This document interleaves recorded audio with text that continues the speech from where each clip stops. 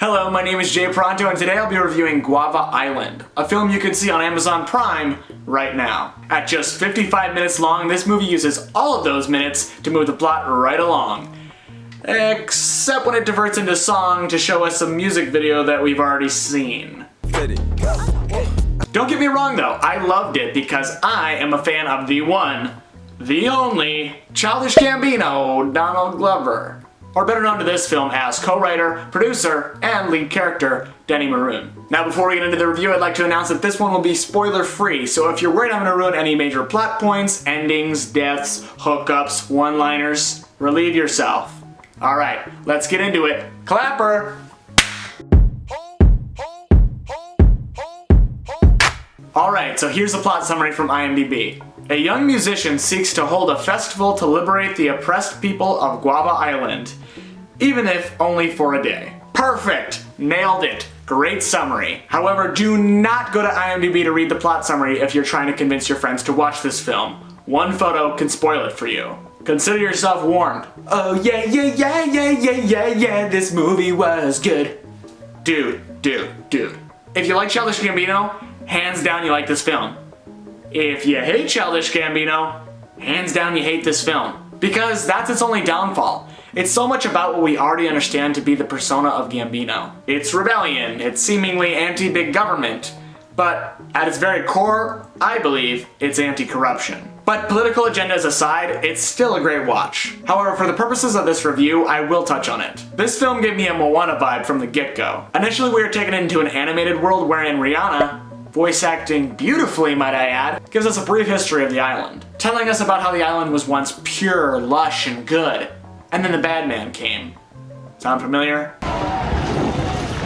However, I assure you, the stories, while similar in premise, aren't in actuality. And if you thought you'd be coming into a PG film, you'd be mistaken. Although if you have little ones, I'd say this movie is relatively tame for the most part, with the exception of some minor violence. Touch my drums, I will stab you in the neck with a knife! Anywho, the story, as I said before, is laden with various musical numbers by Gambino. And while, in my opinion, they're entertaining and good songs, the story doesn't really rely on them. I think the song that provides the most profound energy is in fact not a Gambino original, but one that his character Denny sings about the company that the island works under, known as Red's Cargo. And speaking of Red's Cargo, that's where politics come into play. Donald Glover is not shy about his views of our current leadership in America. Our leader who belongs to a party whose primary color is red. A party that's main opponent brandishes the color blue. We get it, Jay!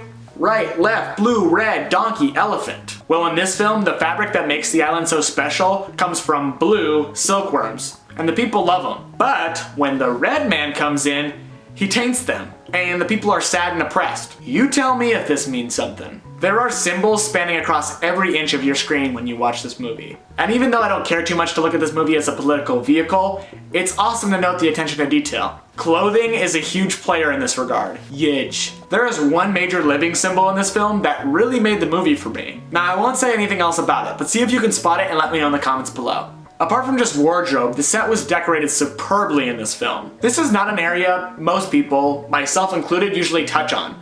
But it was so overwhelmingly fantastic, I have to give credit where credit is due. Congratulations to Cuba's own Camila Arrazondo Franco. I think that's how you say that. This film is listed as Arrazondo Franco's first IMDb credit. And it should be noted that the producers made it a major point to hire local Cubans to make up the cast and crew of this film, which in my book is a plus. And with the film being shot in Cuba, there's a lot of Latin culture tied into it. I myself am a big fan of Latin music.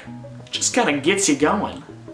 I think that aspect of culture did really good things for this film. Me being from the Midwest and never getting to see that firsthand made it all the more fun to experience. The one goof in this movie that I actually found was a sound. If you watch closely at the end, you'll see a car whip around a corner at speeds of maybe 15 miles an hour. And there's nothing wrong with that, but the filmmakers decided to add a tire screech noise to that moment, and it took me out of the scene for a second. Not a moment I should be laughing at. However, this film was the first goodie that I reviewed, and with it being so short, it kept me engaged throughout its entirety. Ah yes, but we cannot rate it without discussing my favorite aspect of film, cinematography. Cinematographer Christian Sprenger does a masterful job of providing us with a 16mm film experience. I believe Sprenger, who worked on Glover's show Atlanta, has excellent shot selection.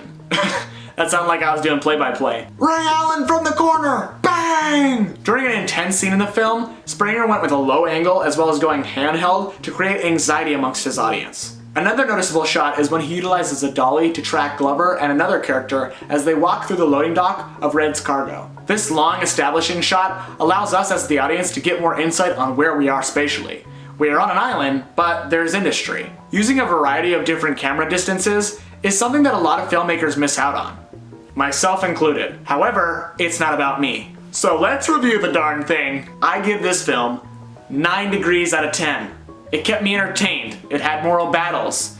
It had that salsa music that just makes you wanna, you know? And it just looked really good. Like I said, if you love Childish Gambino, I'm sure you'll like this movie. And even if you're not a fan, this movie has a lot to say and a lot to show you.